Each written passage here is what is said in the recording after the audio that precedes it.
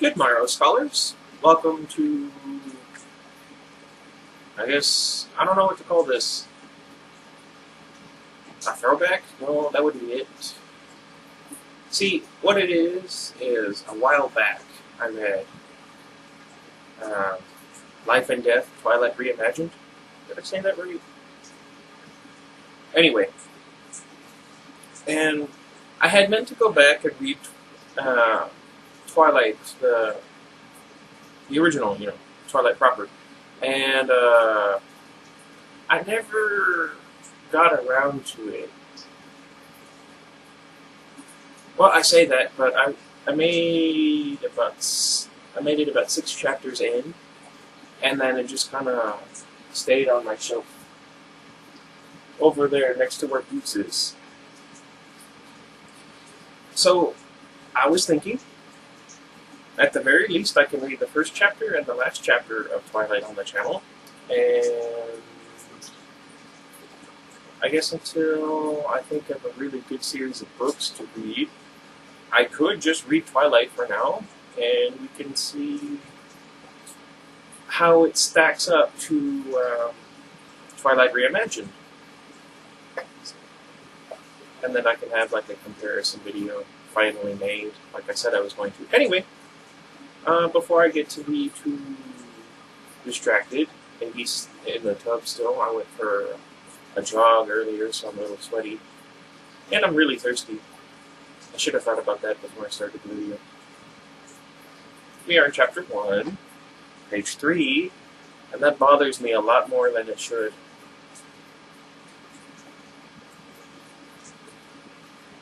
Let's see.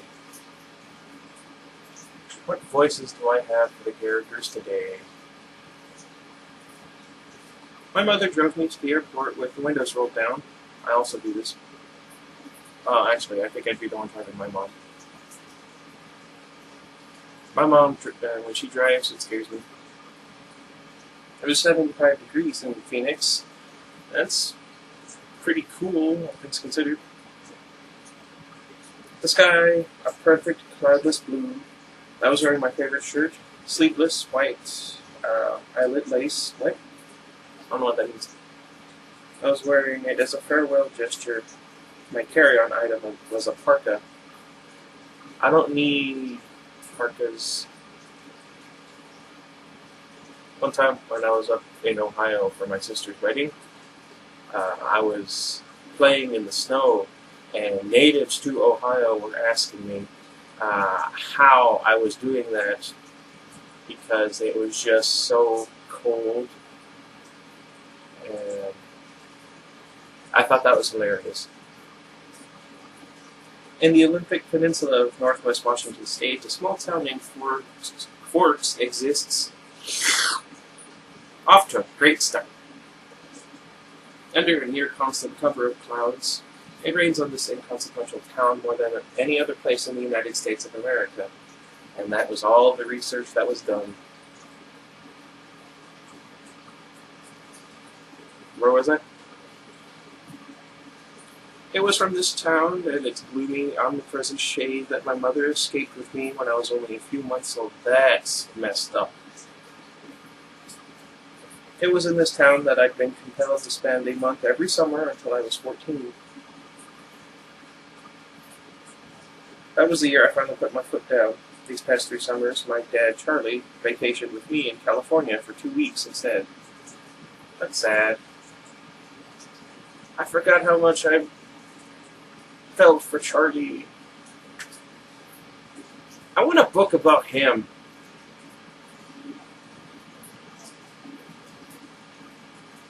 You know what? I might write that.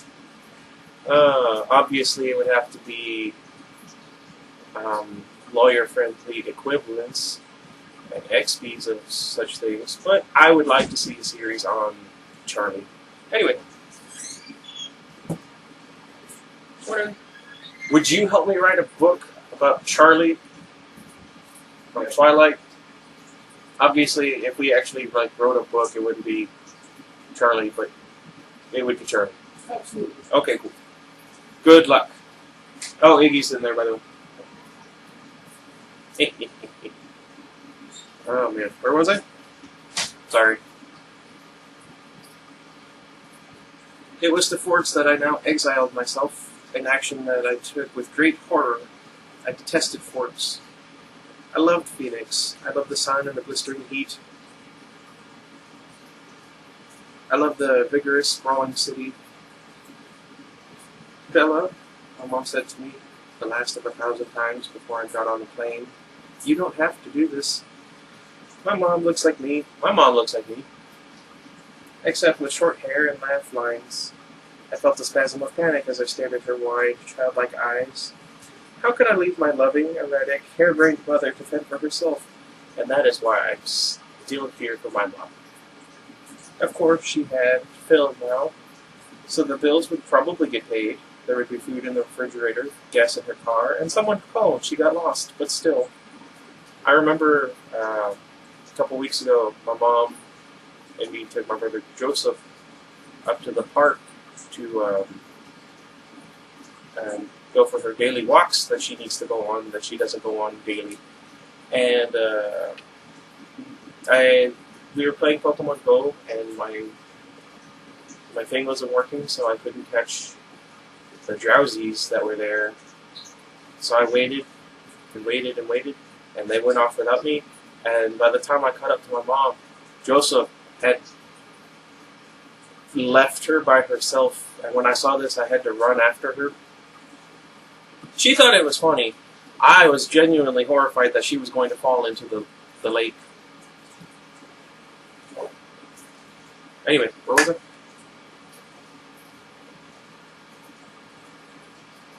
I want to go, I lied. I'd always been a bad liar. But I've been saying this lie so frequently lately that it sounded almost convincing now. Well, Charlie said, hi. I will. I'll see you soon, she insisted. You can come home whenever you want. I'll come right back as soon as you need me. But I could see the sacrifice in her eyes behind the promise. Don't worry about me, I urged. It'll be great. I love you, Mom. She hugged me tightly for a minute, and then I got on the plane, and she was gone. It's a 4-hour flight from Phoenix to Seattle, is it? I don't fly in planes because I'm terrified of heights. Another hour in a small plane up to Port Angeles. And then an hour drive back down to Forks. Flying doesn't bother me. The hour in the car with Charlie, though, I was a little worried about. Charlie had really been fairly nice about the whole thing. He seemed genuinely pleased that I was coming to live with him for the first time with any degree of permanence. He'd already gotten me registered for high school and was going to help me get a car. But it was sure to be awkward with Charlie. Neither of us was what anyone would call verbose. And I didn't know what there was to say regardless. I knew he was more than a little confused by my decision. Like my mother before me, I hadn't made a secret of my distaste for forks. When I landed in Port Angeles, it was raining. I didn't see it as an omen, just unavoidable. I'd already said my goodbyes to the sun. Charlie was waiting for me with the cruiser. This I was expecting too. Charlie is police chief Swan to the good people of Forks. My primary motivation behind buying a car, despite the scarcity of my funds, was that I refused to be driven around town in a car with red and blue lights on top. Nothing slows down traffic like a cop. Again, I feel so bad for Charlie. What was the voice I used? Oh man, I wish Miga were here. He is the perfect Charlie voice. Anyway, Charlie gave me an awkward one-armed hug. I'm good at those. When I stumbled my way off the plane, "It's good to see you, Bells," he said, smiling as he automatically caught and steadied me. "You haven't changed much." Changed much? Yeah, there we go. "How's Renee?" "Mom's fine. It's good to see you too, Dad." I wasn't allowed to call him Charlie to his face. Anyway, I had only a few bags. Most of my Arizona clothes were too permeable for Washington. My mom and I had pooled our resources to supplement my winter wardrobe, but it was still scanty. It all fit easily into the trunk of the cruiser. I found a good car for you. Sorry, really cheap. They announced when we were distracted. What kind of car? I was suspicious by the way he said good car for you, as opposed to just good car. Well, it's a truck actually. A Chevy. Where did you find it? Do you remember Billy Black down at La Push? La Push is the tiny Indian reservation on the coast. That's offensive.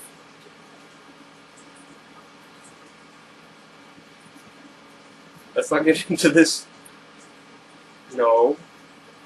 He used to go fishing with us during the summer, Charlie prompted. That would explain why I didn't remember him. I did a good job of blocking painful, unnecessary things from my memory.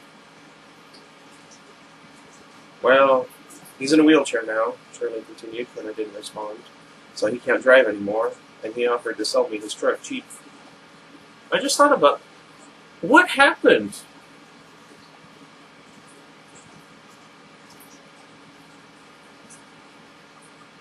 I liked Billy.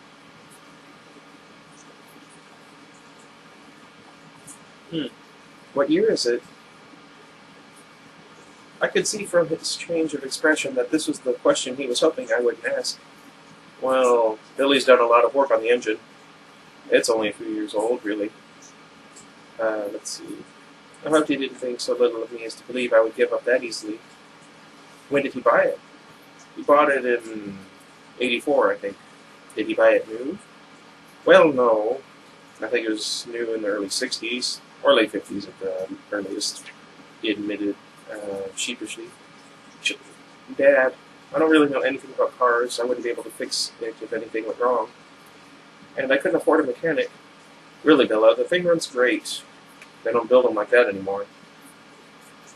The thing, I thought to myself, it had possibilities, as a nickname, at the very least. Or at the very least. Sorry. How cheap is cheap? After all, that was the part I couldn't compromise on. Well, honey, I kind of already bought it for you, as a homecoming gift. Charlie peeked sideways at me with a hopeful expression. Wow, free. I said that with such disdain in my voice. Ah, Charlie, no. You didn't need to do that, Dad. I was going to buy myself a car. I don't mind. I want you to be happy here. He was looking ahead at the road when he said this. Charlie wasn't comfortable with expressing his emotions out loud. I inherited that from him, so I was looking straight ahead as I responded. I could feel the tension. That's really nice, Dad. Thanks. I really appreciate it. No need to add that my being happy in Forks was an impossibility. He didn't need to suffer along with me. And I never looked a free truck in the mouth, or engine. Well, now, you're welcome, he mumbled, embarrassed by my thanks. We exchanged a few more comments on the weather, which was wet, and that was pretty much it for conversation. We stared out the windows in silence. It was beautiful, of course. I couldn't deny that. Everything was green. The trees, their trunks covered in moss, their branches hanging with a canopy of it, the ground covered with ferns. Even the air filtered down greenly through the leaves. It was too green, an alien planet. Eventually, we made it to Charlie's. He still lived in the small two-bedroom house that he'd bought with my mother in the early days of their marriage. Those were the only kind of days that marriage had. The early ones. There, parked on the street in front of the house that never changed, was my new to me, truck. It was a faded red color, with big, rounded fenders and a bulbous cab. To my intense surprise, I loved it. I didn't know if it would run, but I could see myself in it. Plus, it was one of those solid iron affairs that never gets damaged, the kind you see at the scene of an accident, paint unscratched, surrounded by the pieces of the foreign car it had destroyed. That's a horrifying thought. Wow, Dad, I love it. Thanks. Now my horrific day tomorrow would be just that, much less dreadful. What did I do to that sentence? Anyway, I wouldn't be faced with the choice of either walking 2 miles in the rain to school or accepting a ride in Charlie's uh, cruiser. What? I'm glad you like it, Charlie said gruffly, embarrassed again. I have a hard time switching between the two, sorry. It only took one trip to get all my stuff upstairs. I got the west bedroom that faced out over the front yard. The room was familiar. It had belonged to me since I was born. The wooden floor, the light blue walls, the peaked ceiling, the yellow lace curtains around the window. These were all a part of my childhood. The only changes Charlie had ever made were switching the crib for a bed and adding a desk as I grew. The desk now held a second-hand computer, like the phone line for the modem, stapled along the floor to the nearest phone jack. This was a stipulation from my mother so that we could stay in touch easily. The rocking chair from my baby days was still in the corner. Huh.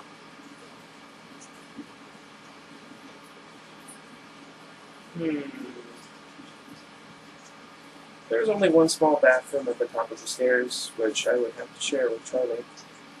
I was trying not to dwell too much on that fact. One of the best things about Charlie is he doesn't hover. He left me alone to unpack and get settled, a feat that would have been altogether impossible for my mother. It was nice to be alone, not to have to smile and look pleased, a relief to stare dejectedly out the window at the cheating rain and just let a few tears escape. I wasn't in the mood to go on a real crying jag, but I would save that for bedtime, when I would have to think about the coming morning. Forks High School had a frightening total of only 357 or 58 students. There were more than 700 people in my junior class alone back home. All of the kids here had grown up together. Their grandparents had been toddlers together. I would be the new girl from the big city, a curiosity, a freak.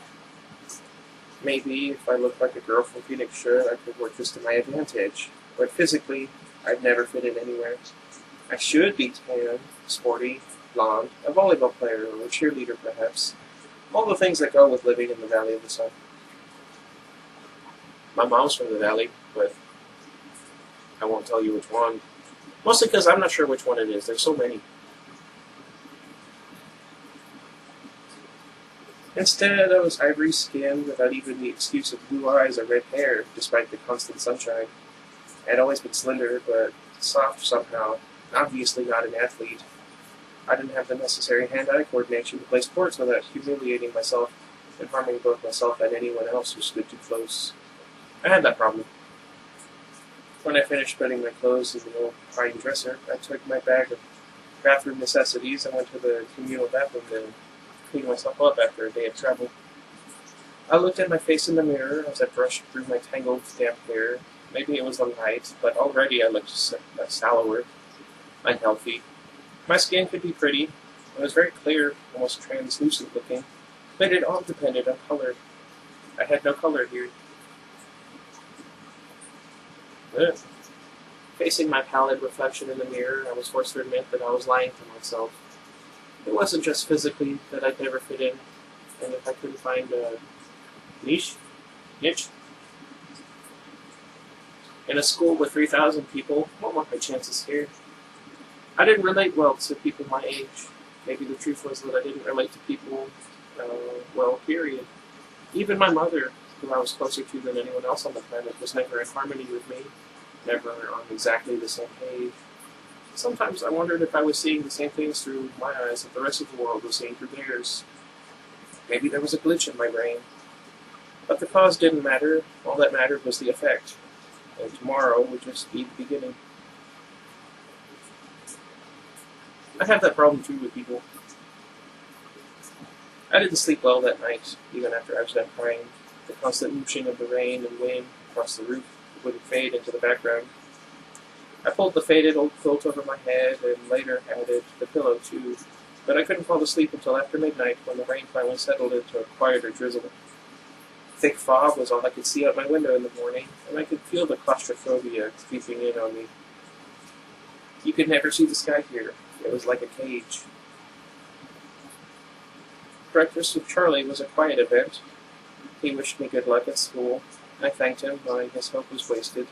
Good luck tended to avoid me. Charlie left first, went to the police station that was his wife and family. After he left, I sat at the old square oak table in one of the three unmatching chairs and examined the small kitchen with its dark paneled walls, bright yellow cabinets, and white linoleum floor. Nothing was changed. My mother had painted the cabinets 18 years ago in an attempt to bring some sunshine into the house. Over the small fireplace in the adjoining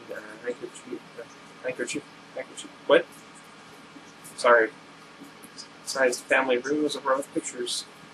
First, a wedding picture of Charlie and my mom in Las Vegas. Why is it always Vegas?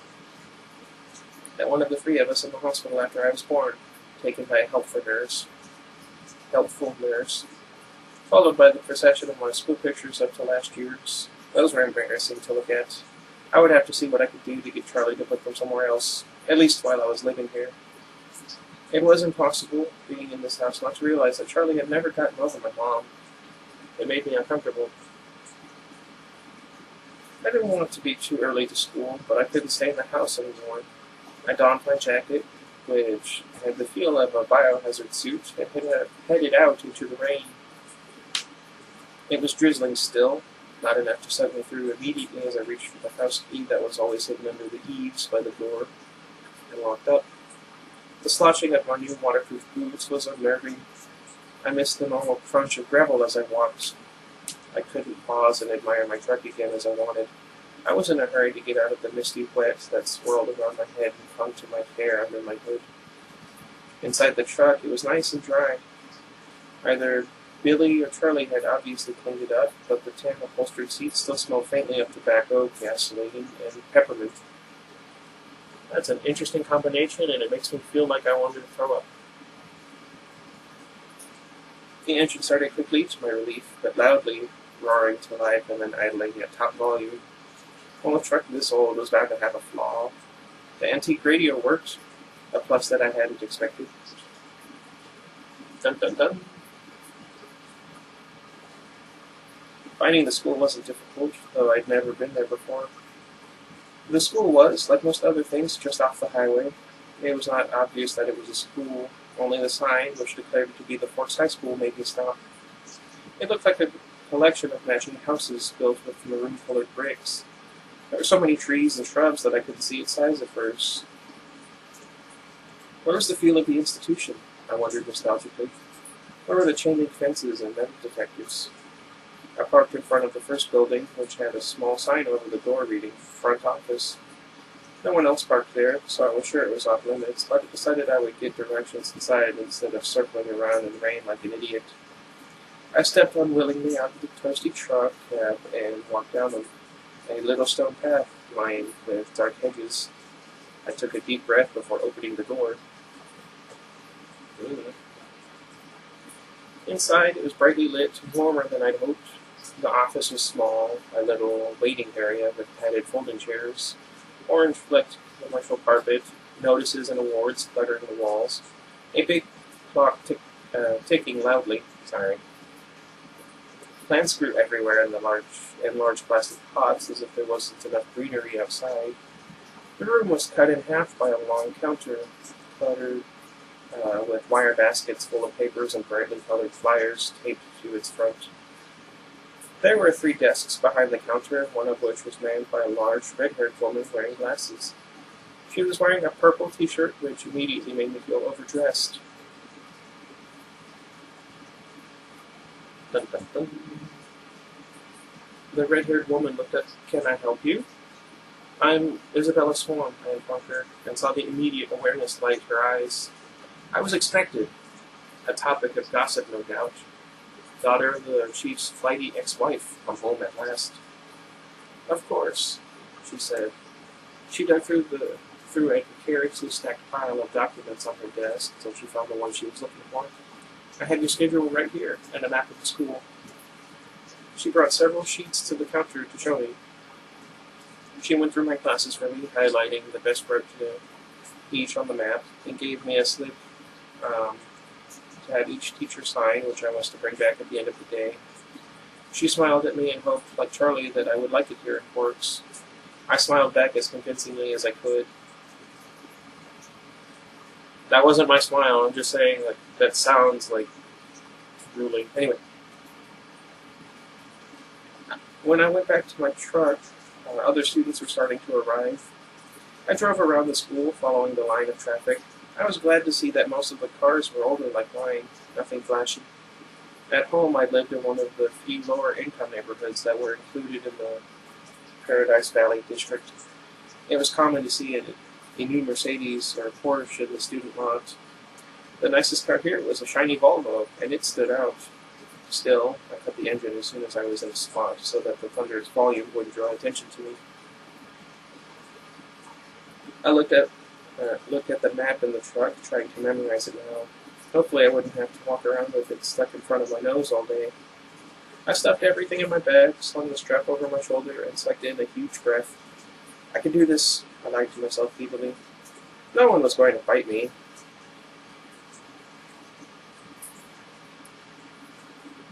On the other hand, she's not wrong.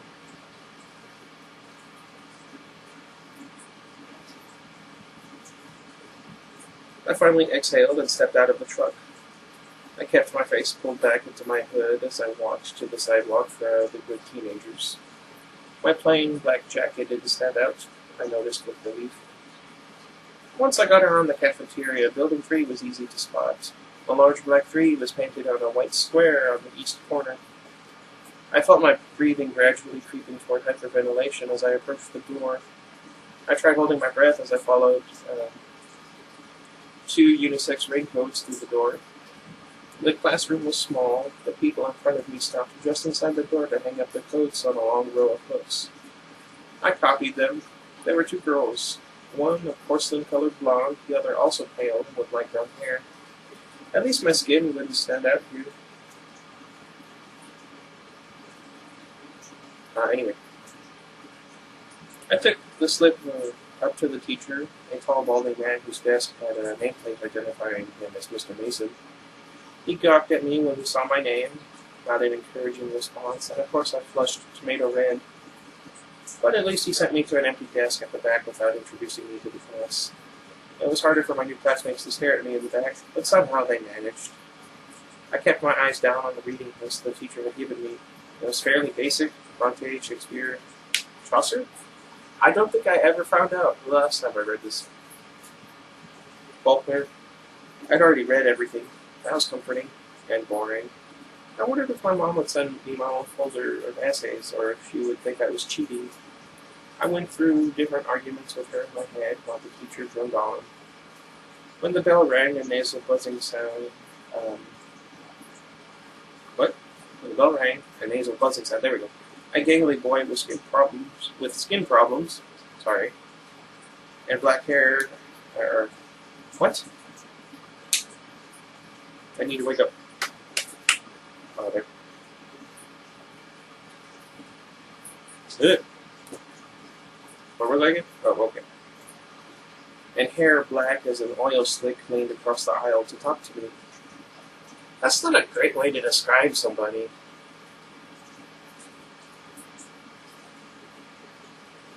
You're Isabella Swan, aren't you?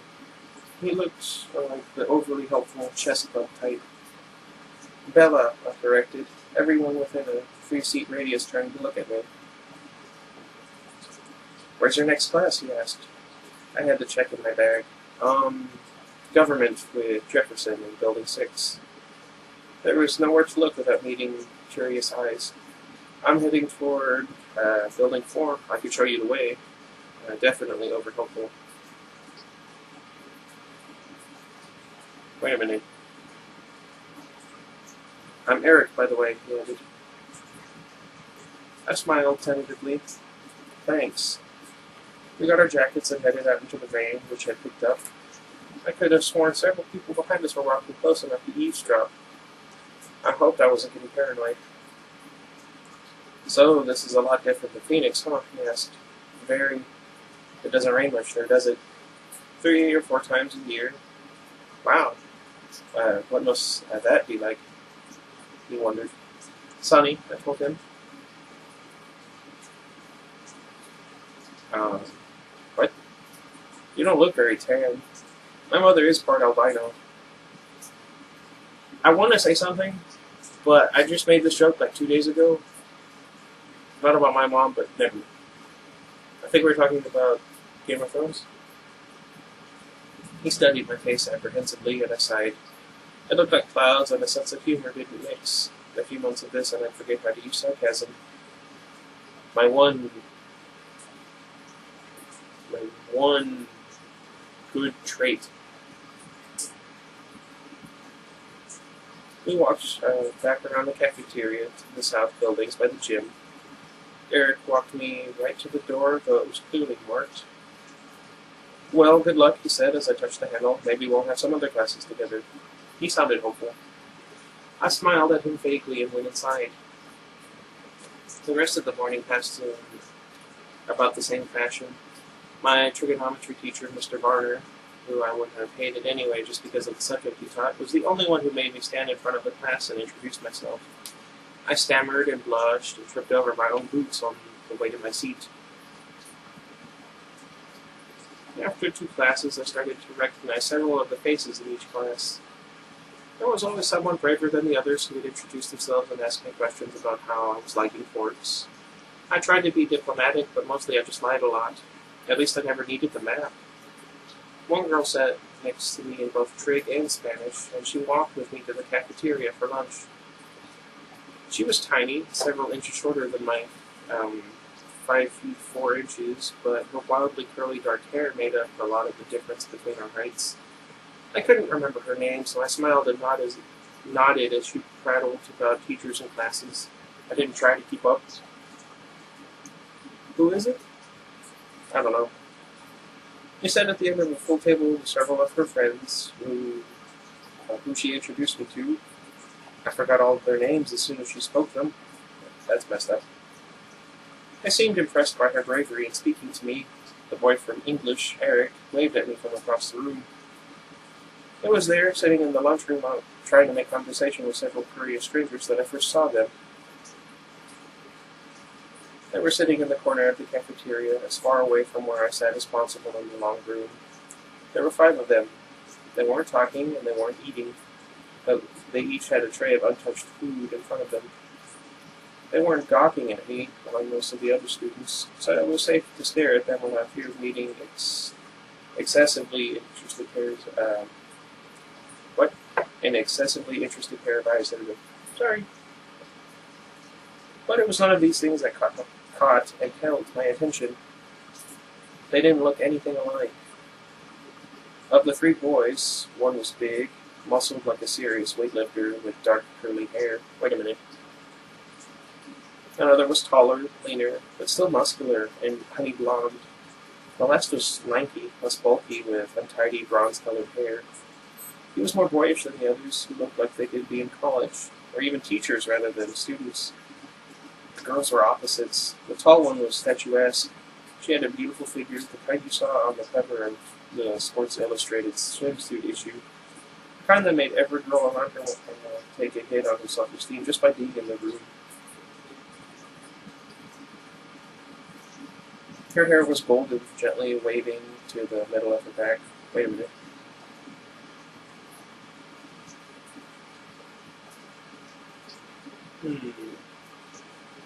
The short girl was pixie-like, thin in the extreme, with small features. Her hair was a deep black, cropped short, and pointing in every direction. And yet they were all exactly alike. Every one of them was chalky pale, the palest of all the students living in this sunless town. Paler than me, the albino. They all had very dark eyes despite the range in their hair tones. They also had dark shadows under those eyes, purplish, bruise-like shadows, as if they were all suffering from a sleepless night, or almost done recovering from a broken nose, though their noses, all their features, were straight, perfect, angular. But all this was not why I couldn't look away. I stared because their faces, so different, so similar, were all devastatingly, inhumanly beautiful. They were faces you never expected to see, except perhaps on the airbrushed pages of a fashion magazine, or painted by an old master as the face of an angel. Forgot about this. It's hard to decide who was the most beautiful. Maybe the perfect blonde girl or the bronze-haired boy. Wait a minute. They were all looking away from each other, away from the other students, away from anything in particular as far as I could tell. As I watched, the small girl who rose with her tray, an open soda, a big apple, and walked away with a quick, graceful lob that belonged on a runway. There we go. I watched, amazed at her lithe dancer's step, till she dumped her tray and glided through the back door, faster than I would have thought possible. My eyes darted back to the others, who sat unchanging. Who are they? I asked the girl from my Spanish class, whose name I'd already forgotten.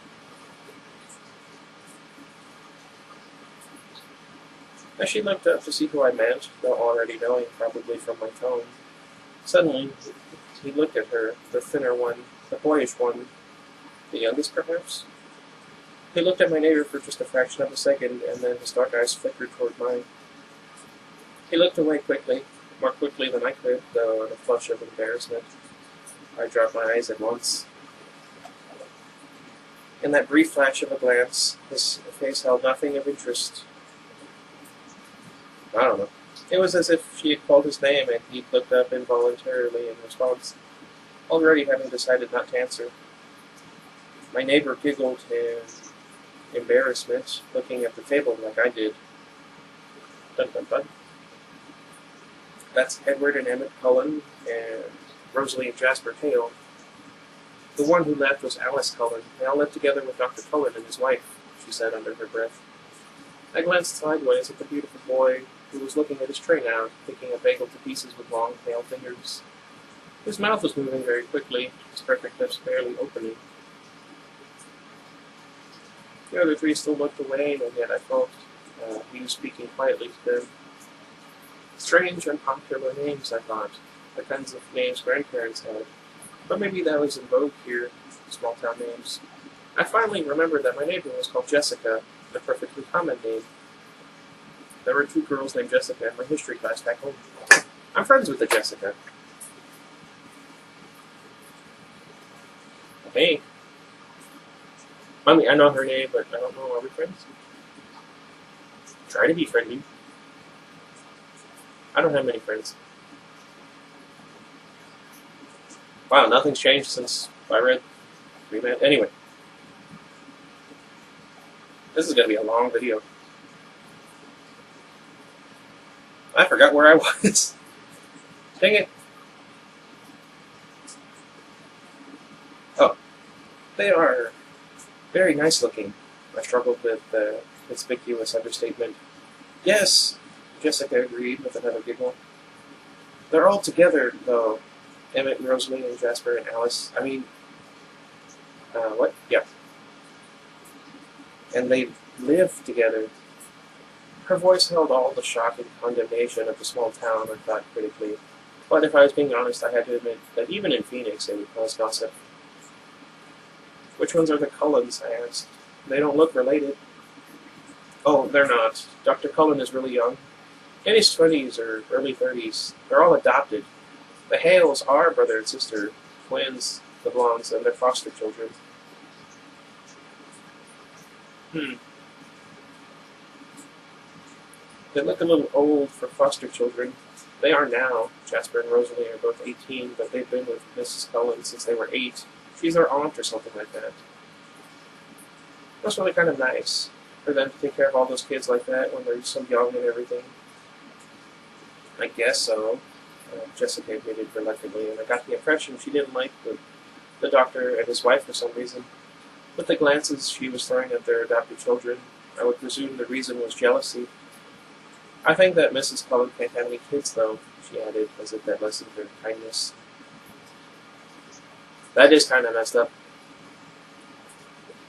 Throughout all this conversation, my eyes flickered again and again to the table where the strange family sat. They continued to look at the walls and not eat. Have they always lived in forts? I asked. Surely I would have noticed them on one of my summers here. No, she said, a voice that implied it should be obvious, even to a new arrival like me. They just moved down 2 years ago from somewhere in Alaska. I felt a surge of pity and relief. Pity because, as beautiful as they were outsiders, clearly not accepted. Relief that I wasn't the only newcomer here, and certainly not the most interesting by any standard. As I examined them, the youngest one of the Cullens looked up and met my gaze, this time with evident curiosity in his expression. As I looked swiftly away, it seemed to me that his glance held some kind of unmet expectation. "Which one is the boy with the reddish brown hair?" I asked. I peeked at him from the corner of my eye, and he was still staring at me, but not gawking like the other students had today. He had a slightly frustrated expression. I looked down again. "That's Edward. He's gorgeous, of course, but don't waste your time. He doesn't date. Apparently none of the girls here are good-looking enough for him." She sniffed, a clear case of sour grapes. I wondered when he'd turned her down. I bit my lip to hide my smile, then I glanced at him again. His face was turned away, but I thought his cheek appeared lifted, as if he were smiling too. After a few more minutes, the four of them left the table together. They were all noticeably graceful, even the big brawny one. It was unsettling to watch. The one named Edward didn't look at me again. I sat at the table with Jessica and her friends longer than I would have if I'd been sitting alone. I was anxious not to be late for class on my first day. One of my new acquaintances who considerately reminded me that her name was Angela, had biology 2 with me the next hour. We walked to class together in silence. She was shy, too. When we entered the classroom, Angela went to sit at a flat-topped lab table, exactly like the ones I was used to. She already had a neighbor, in fact. All the tables were filled but one. Uh-oh.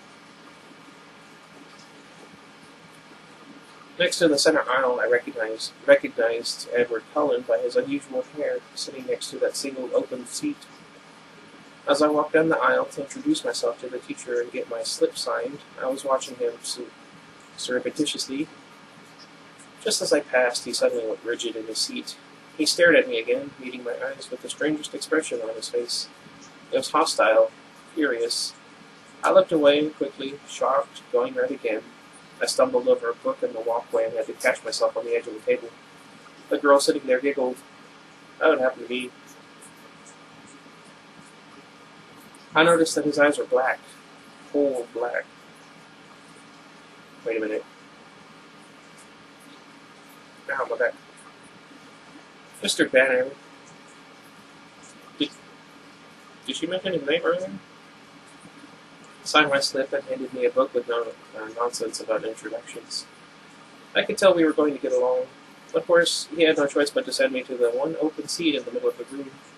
I kept my eyes down as I went to sit by him, bewildered by the antagonistic stare he'd given me. I didn't look up as I set my book on the table and took my seat, but I saw his posture change from the corner of my eye. He was leaning away from me, sitting on the extreme edge of his chair and averting his face like he smelled something bad. Inconspicuously, I sniffed my hair. It smelled like strawberries, the scent of my favorite shampoo. It seemed an innocent enough odor. I let my hair fall over my right shoulder, making a dark curtain between us, and tried to pay attention to the teacher. Unfortunately, the lecture was on cellular anatomy, something I'd already studied.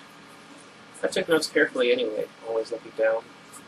I couldn't stop myself from peeking occasionally through the screen of my hair. I just realized I left something in the car last night. Oh. Something's wrong with me.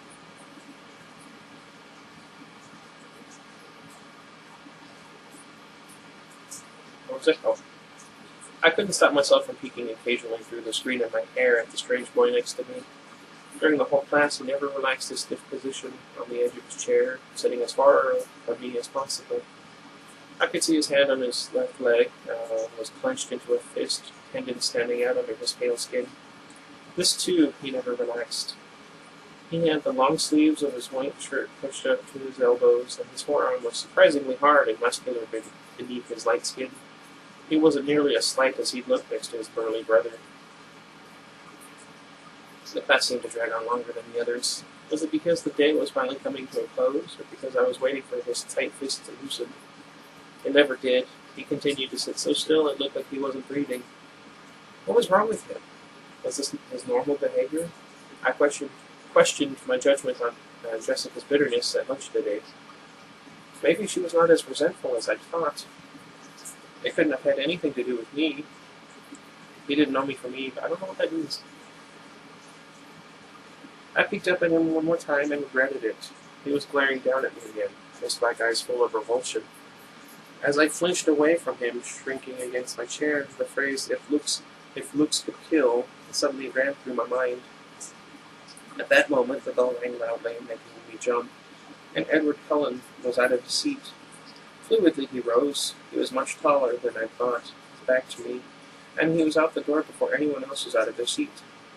I sat frozen in my seat, staring blankly after him. He was so mean. It wasn't fair. I began gathering up my things slowly, trying to block the anger that filled me, for fear my eyes would tear up. For some reason, my temper was hardwired through my tear ducts. I usually cried when I was angry, a humiliating tendency. This is not a good time. Aren't you Isabella Swan? A male voice asked. I looked up to see a cute, baby-faced boy, his pale blonde hair carefully gelled into orderly spikes, smiling at me in a friendly way. He obviously didn't think I smelled bad. Bella, I corrected him with a smile. I'm Mike. Hi, Mike. Do you need any help finding your next class? Uh-oh. I'm headed to the gym, actually. I think I can find it. That's my class, too. Or next class, too. He seemed thrilled, but it wasn't that big of a coincidence in a school this small. We walked to class together. He was a chatterer. He supplied most of the conversation, which made it easy for me. He lived in California until he was 10, so he knew how I felt about the sun. It turned out he was in my English class, too. He was the nicest person I'd met today. But as we were entering the gym, he asked, So did you stab Edward Cullen with a pencil, or what? I've never seen him act like that. I cringed, so I wasn't the only one who had noticed, and apparently that wasn't Edward Cullen's usual behavior. I decided to play dumb. Was that the boy I sat next to in biology? I asked artlessly. Yes, he said. He looked like he was in pain or something. I don't know, I responded. I never spoke to him. He's a weird guy. Mike lingered by me instead of heading toward the dressing room. If I were lucky enough to sit by you, I would have talked to you. I smiled at him before walking to the girls' locker room. He was friendly and clearly admiring, but it wasn't enough to ease my irritation. The gym teacher, Coach Clapp, found me a uniform that didn't make me dress down for today's class. At home, only 2 years of PE were required. Here, PE was mandatory all 4 years. Sports was literally my personal hell on earth. I watched 4 volleyball games running simultaneously, remembering how many injuries I had sustained and inflicted playing volleyball. Excuse me. Where was I? Oh. I felt faintly nauseated. The final bell rang at last. I walked slowly to the office to return my paperwork. The rain had drifted away, but the wind was strong and colder. I wrapped my arms around myself. When I walked into the warm office, I almost turned around and walked back out. Edward Cullen stood at the desk in front of me. I recognized again that tousled bronze hair. He didn't appear to notice the sound of my entrance. I stood pressed against the back wall, waiting for the receptionist to be free. He was arguing with her in a low, attractive voice. I quickly picked up the gist of the argument. He was trying to trade from 6th hour biology to another time. Any other time. I just couldn't believe that this was about me. It had to be something else, something that happened before I entered the biology room. The look on his face must have been about another aggravation entirely. It was impossible that this stranger could take such a sudden, intense dislike to me. The door opened again, and the cold wind salute gusted. That doesn't sound right. Where was I? through the room, rustling the papers on the desk, swirling my hair around my face. The girl who came in merely stepped to the desk, placed a note in the wire basket, and walked out again. But Edward Cullen's back stiffened, and he turned slowly to glare at me. His face was absurdly handsome, with piercing, hate-filled eyes. For an instant, I felt a thrill of genuine fear raising the hair on my arms.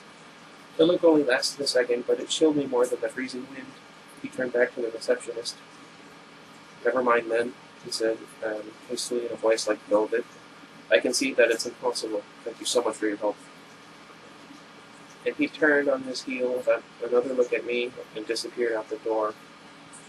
I went meekly to the desk, my face white for once instead of red, and handed her the signed slip. "How did your first day go, dear?" the receptionist asked maternally. "Fine," I lied, my voice weak. She didn't look convinced. And well, she shouldn't. When I got to the truck, it was almost the last car in the lot. It seemed like a haven, already the closest thing to a home I had in this damp green hole. I sat inside for a while, just staring out the windshield blankly, but as soon as I was cold enough to need the heater, I turned the key and the engine roared to life. I headed back to Charlie's house, fighting tears the whole way there. Okay, I forgot how long these chapters were. Let me know if you'd be interested in reading the rest of it. Me personally, I think I'm going to go look for another book later on today. They changed my schedule. I'm now off Monday, Tuesdays instead of Tuesday, Wednesday, which sucks because Wednesdays are payday, and I liked going up to the bookstore. Anyway, let me know what you guys thought. Sorry that I got distracted so much, I suppose. But if I have to suffer, so does everyone else. I don't know. What was I going to say? If you guys have any suggestions for other books to read, let me know. If you would like to see the rest of this and how it goes, even though everyone by this point knows. I think eventually I'm going to finish reading it, even if it's not on the channel. And until next time, goodbye everybody. I have to do some writing today. We're falling behind on that already.